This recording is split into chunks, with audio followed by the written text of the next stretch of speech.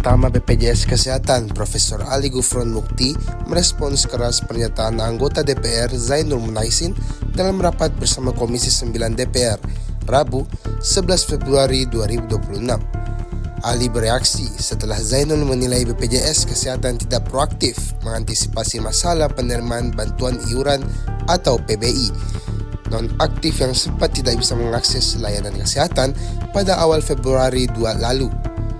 Zainul mempertanyakan mengapa BPJS Kesehatan tidak segera memilah data peserta PBI non-aktif yang menderita penyakit katastrofik dari total sekitar 11 juta peserta yang dinonaktifkan.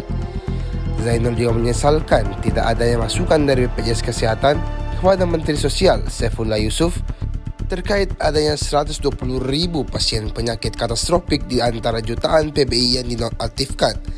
Menanggapi kritik itu, Ali Gufron langsung memberi respons tegas di hadapan anggota Dewan yang membantah anggapan bahwa BPJS Kesehatan hanya berdiam diri menghadapi persoalan tersebut. Ali menegaskan BPJS Kesehatan terus bekerja dan berkoordinasi menangani dampak penonaktifan PBI serta memastikan persoalan layanan kesehatan masyarakat tetap menjadi perhatian serius lembaganya.